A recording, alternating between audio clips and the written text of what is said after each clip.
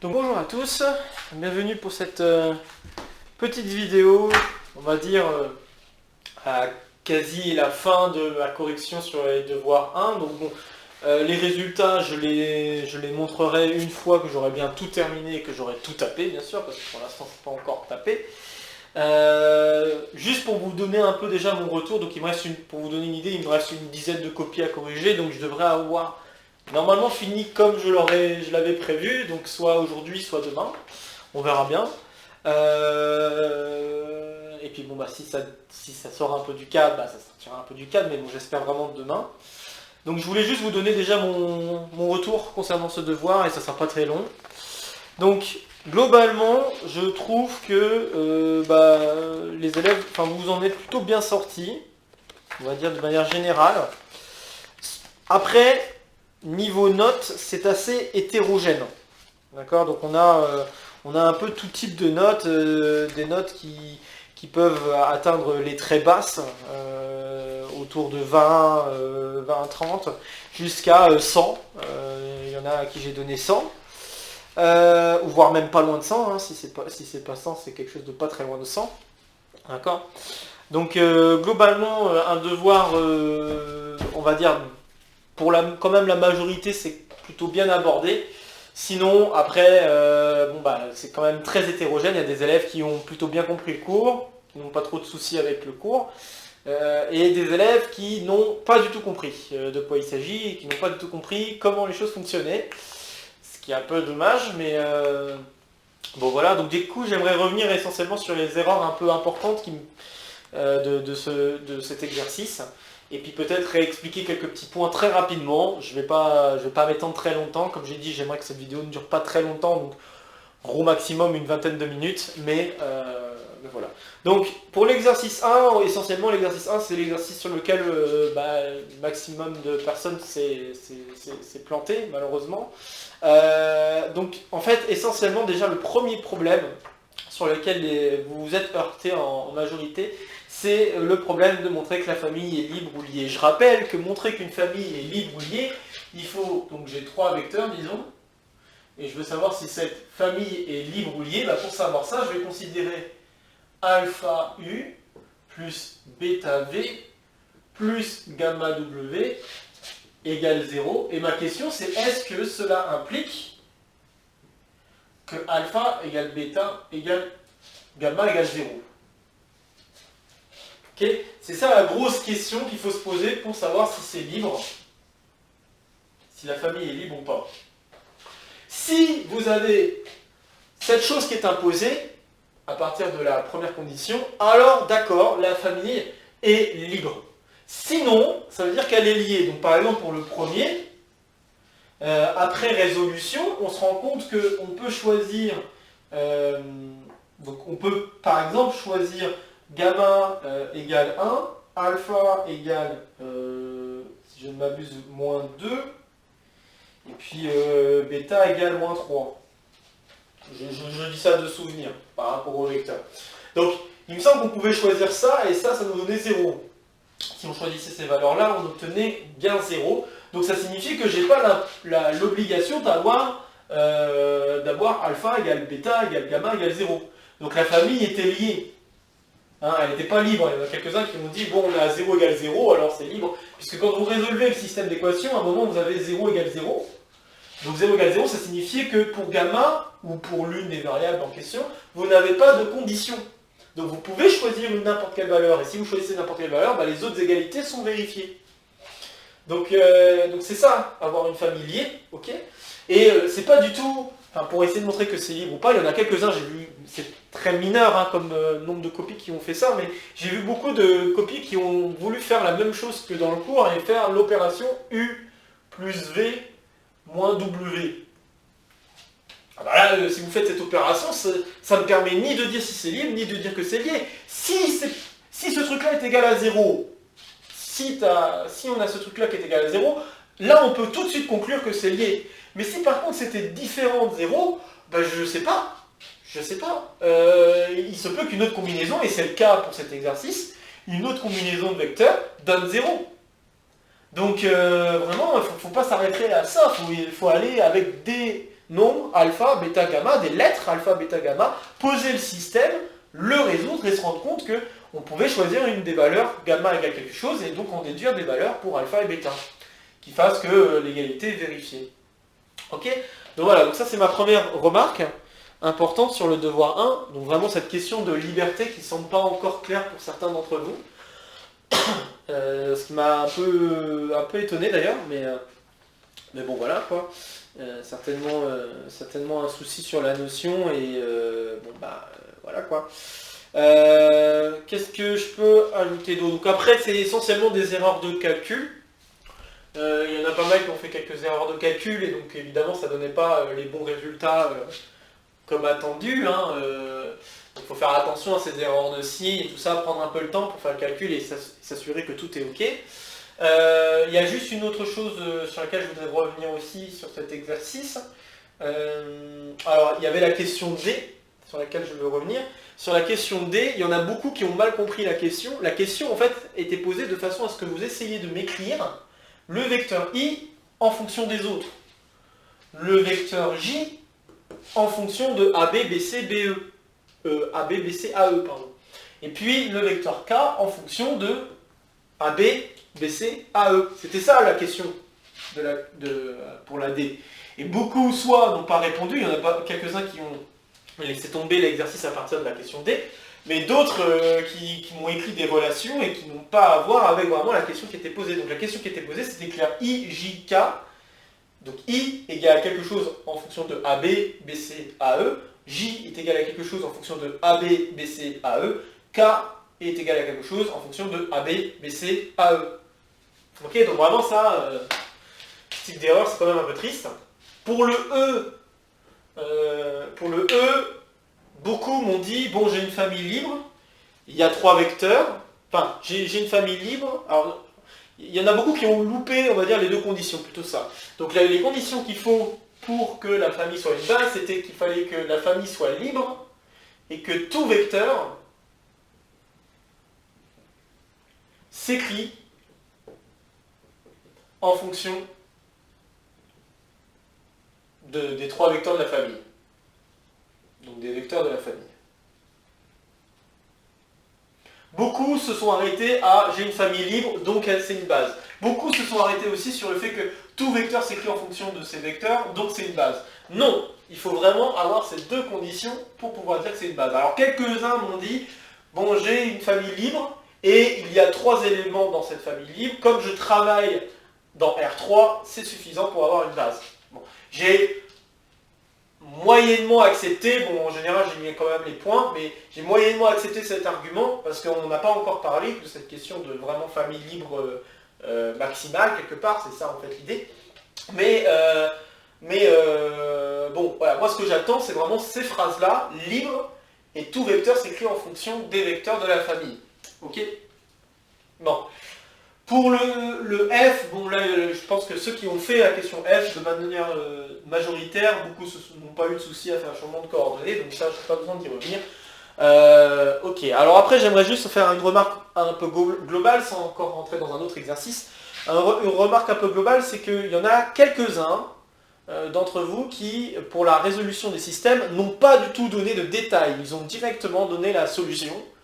Et ça, bah, ça me plaît moyen, parce qu'on peut se poser la question, est-ce que vous n'avez pas tapé ça à l'ordinateur, et puis bah, vous avez fait hop, on rentre ça, et hop, on a les résultats, donc j'écris directement les résultats. D'accord, ça donne un peu cette impression. Donc, comment je fais pour donner les points? Alors moi, ce que j'ai fait, c'est que j'ai enlevé quelques points.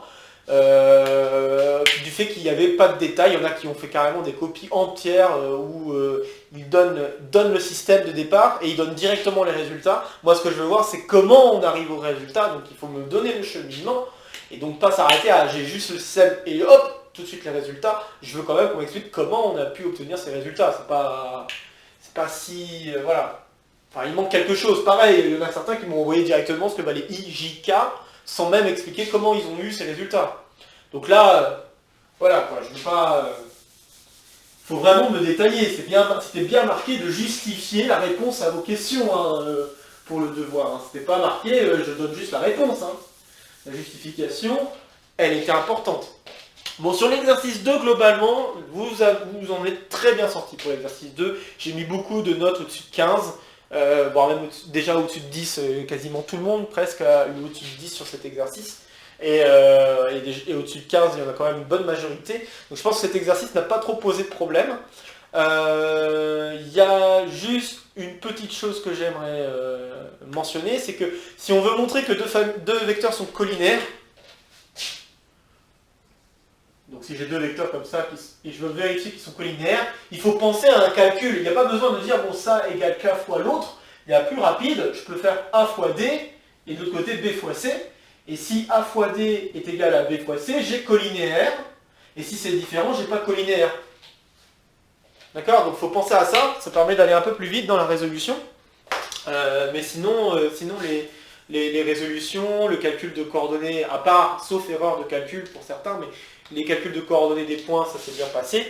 Et puis un autre point aussi, c'est par rapport à l'énoncé d'un exercice. Si l'énoncé d'un exercice vous affirme qu'on doit obtenir tel résultat, c'est qu'on doit obtenir tel résultat. Donc autrement dit, la question 3 par exemple, où je dis montrer que les points D, E, F sont alignés, si vos 3 points ne sont pas alignés, c'est qu'il doit y avoir eu un problème avant. Ok? S'il n'y a pas eu de mention contraire qui a été apportée en plus par mail ou un truc comme ça, où j'ai pas modifié le sujet ou quoi que ce soit, j'ai pas dit quoi que ce soit sur ce point, si vous obtenez 3 points qui ne sont pas alignés, c'est qu'il y a peut-être eu une erreur de calcul avant. Et là, pour le coup, oui, il y a bien eu une erreur de calcul avant, que vous avez dû faire.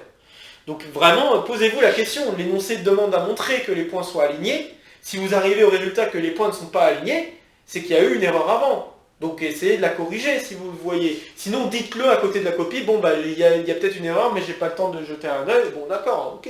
Mais vraiment, posez-vous cette question quand même. Ok, pour la manipulation GeoGebra, pareil, majoritairement, il n'y a pas trop de problème. Il y a juste peut-être 1 ou 2 élèves qui se reconnaîtront, qui m'ont échangé les coordonnées et donc ont mal placé leurs points. Bon, ça arrive. Donc, faut faire très attention à ça. Mais... Ok, donc ça c'était pour l'exercice 3. Ah oui, puis au passage, pour ceux qui ont essayé de montrer que c'est collinéaire, il y en a quelques-uns qui ont fait la formule de la loi du cosinus. Bon, là, je pense que c'était pas la peine de se lancer sur une formule de loi de cosinus pour montrer que c'était aligné. Et c'est la même chose, c'est la même remarque pour l'exercice suivant, l'exercice 3, pour montrer que, que le triangle était rectangle. Hein, donc, je sais plus, j'avais mis peut-être comme ça. Le triangle devait ressembler à un truc comme ça. Okay. Pour montrer que le triangle est rectangle, il ne faut pas juste cantonner à Pythagore. Hein. Il y en a. Alors là, c'est pour ainsi dire la majorité d'entre vous, très grande majorité d'entre vous, vous avez fait Pythagore. Or, maintenant, on a un nouvel outil qui permet d'aller plus vite que juste Pythagore. Alors, si vous faites les calculs de distance, ça peut avoir un intérêt pour savoir si, par hasard, le triangle est isocèle. Et pour ceux qui ont mentionné ça, là, ils ont obtenu la majorité, enfin tous les points, puisque c'était 5 points pour cette question. Mais pour ceux qui ont juste fait les calculs et qui ont fait Pythagore et qui se sont arrêtés là-dessus, en disant bah, le triangle est rectangle et c'est tout, moi ce qui m'embête c'est que vous auriez pu aller beaucoup plus vite en regardant les coordonnées des vecteurs. Si vous regardez les coordonnées des vecteurs BA et BC, vous avez ensuite à faire BA scalaire BC, et puis bah, si vous obtenez 0, c'est terminé. Donc si vous obtenez 0, pouf, terminé, c'est orthogonal. Alors quand je dis produit scalaire, c'est pas produit scalaire avec les longueurs. Hein. C'est produit scalaire avec les coordonnées. Il y en a quelques-uns d'entre vous qui ont fait le produit scalaire avec les longueurs. Alors que là, la mentalité qu'il fallait avoir, c'est faire le produit scalaire avec les coordonnées, ce qui permettait d'aller plus vite dans le calcul. Ok ? Et pareil, il y en a quelques-uns qui ont utilisé la loi des cosinus, mais là, alors, je comprends encore moins, parce que la loi des cosinus, pour faire le calcul, il faut faire le produit scalaire. Donc ils ont certainement fait bien le produit scalaire, ils ont obtenu 0 et tout ça, et je comprends pas non plus pourquoi vous n'avez pas eu ce réflexe de dire produit scalaire vaut 0, donc on conclut.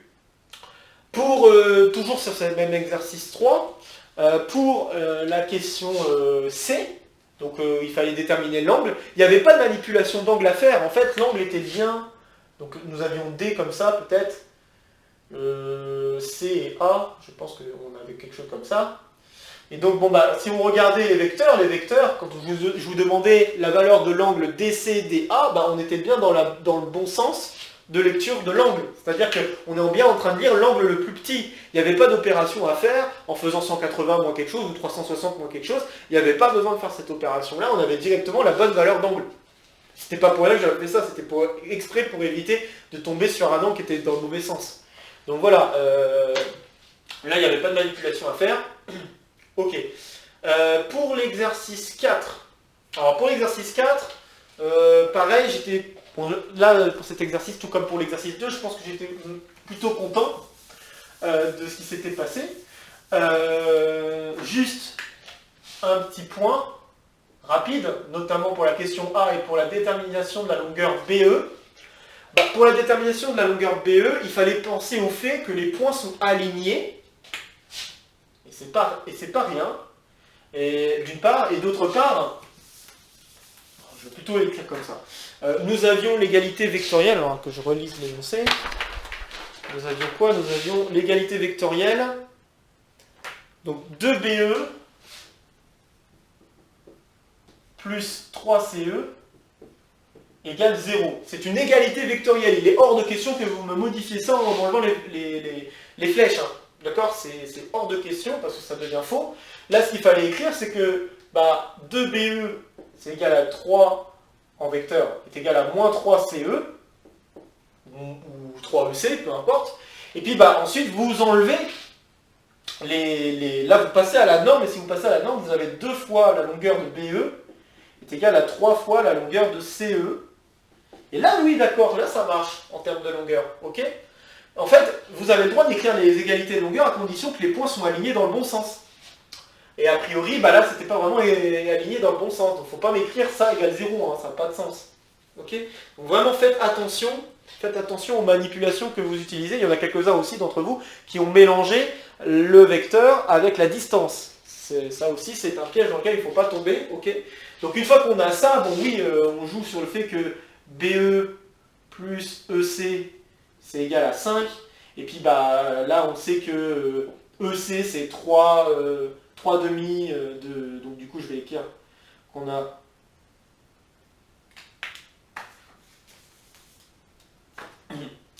donc on a B, est-ce que j'ai écrit dans le bon sens la chose là?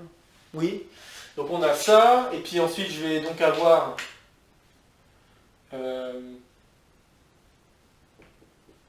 BE plus donc ça va être égal à 3 demi de CE.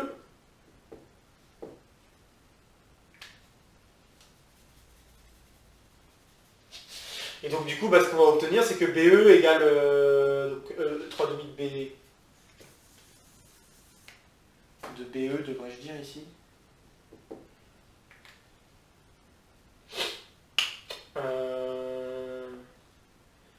Ça me plaît moyen ça. Qu'est-ce que j'ai fait comme bêtise? Ah oui, d'accord, ok, j'ai fait une bêtise, donc c'est 2 tiers, oui, ouais, pardon. Donc CE, c'est égal à 2 tiers, voilà, j'étais en train de me dire, il y a un truc qui ne va pas là. Donc c'est 2 tiers de BE, donc 5 tiers de BE égale 5, et donc ça veut dire que BE égale 3. Ok, c'est comme ça qu'il fallait plutôt le résoudre, au lieu de chercher à enlever les vecteurs directement, parce que sinon ça va mener à des erreurs. Donc voilà, donc c'est essentiellement cette erreur-là. Un autre point aussi, c'est la question B. La question B, il y en a beaucoup qui ont loupé des vecteurs orthogonaux dans le calcul. Bon voilà, fallait pas louper le fait que AB était orthogonal à BC et que BE était orthogonal à CD. Donc fallait pas louper ça quand on fait Chal. Il y en a certains d'entre vous qui ont introduit un repère, et ça c'est très bien. Même si c'était pas tout à fait ce qui était attendu pour cet exercice, c'est très bien. J'ai compté tout de même les points. Il n'y a pas de problème avec ça. Et puis pour l'angle en général, vous en êtes bien sorti pour la fin. Alors pour l'exercice 5, j'ai pas beaucoup de remarques, juste quelques erreurs de calcul par-ci par-là. La seule chose que j'ai à dire, c'est que il fallait quand même me justifier pourquoi les produits qui n'étaient pas possibles de faire, il fallait juste m'expliquer rapidement pourquoi, même ça ne prenait qu'une ligne, hein, m'expliquer juste pourquoi ces calculs n'étaient pas possibles. Donc il fallait juste dire le nombre de lignes de l'une ne correspond pas au nombre de colonnes de l'autre. Voilà, il fallait juste m'expliquer ça. Et il y en a beaucoup qui m'ont juste dit c'est impossible, donc basta. Quelques-uns m'ont mis le détail de tous les calculs, mais j'attendais juste le détail pour un calcul, pas pour tout le monde. D'autres n'ont pas mis de détails du tout, et ça par contre, moi j'attendais un calcul au moins avec des détails, donc s'il n'y a pas de calcul avec des détails, ça se passe pas bien. Moins bien en tout cas. Bon, je vais pas enlever beaucoup de points pour ceux qui ont fait ça, mais voilà, j'attendais des détails pour au moins un calcul. S'il n'y en a pas, c'est des points en moins. Donc sinon après globalement j'ai l'impression que la multiplication de matrice ça a l'air d'être clair.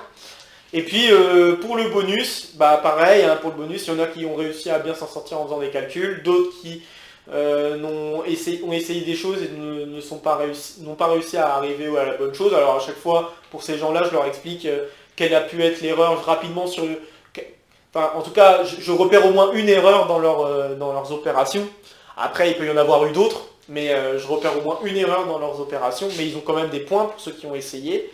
Et puis voilà quoi. Ceux qui ont réussi à aller au bout, je vérifie juste que la technique était là et tout ça. Et bon globalement ils ont eu tous les points pour ceux qui ont réussi à avoir le bon résultat avec toutes les justifications qu'il fallait.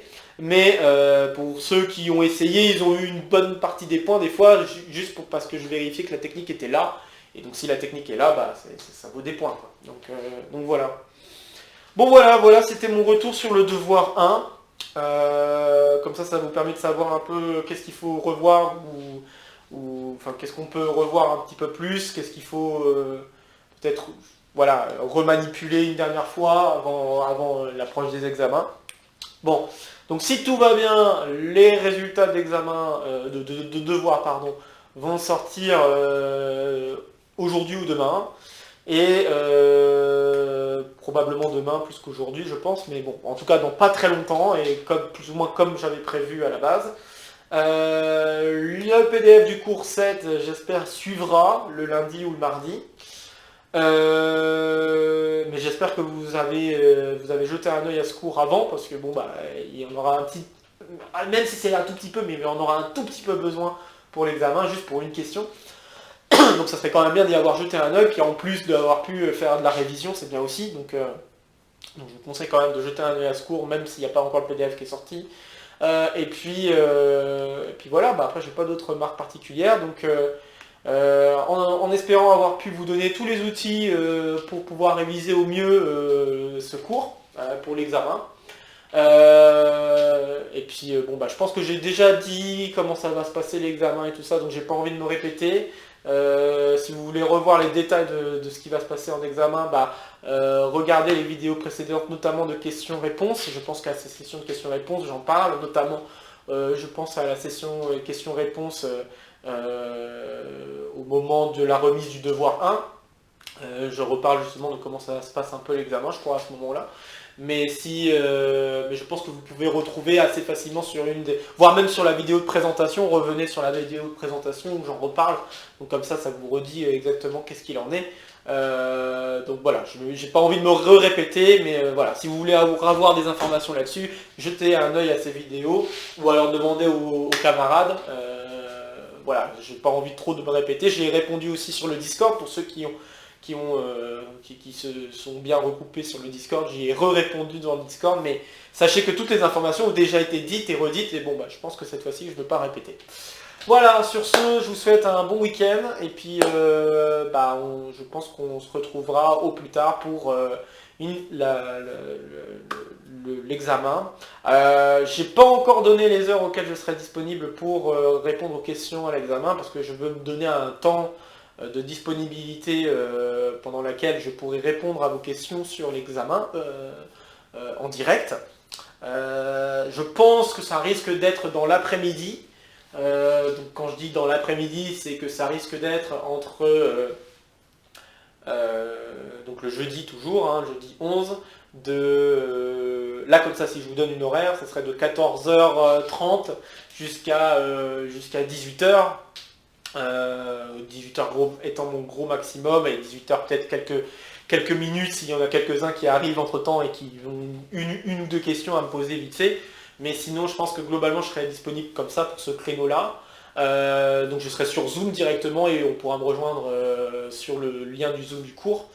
Mais bon, je vous donnerai les informations quand j'en serai certain. Je vous redonnerai les informations par mail la veille, histoire que tout est bien ok et voilà, quoi, que tout se passe au mieux. Voilà, donc si vous avez des questions, quoi que ce soit, n'hésitez pas quand même à m'envoyer un petit courriel. Je me ferai un plaisir d'y répondre. Et puis bah, on se retrouve à l'examen. Allez, bon week-end, salut à tous.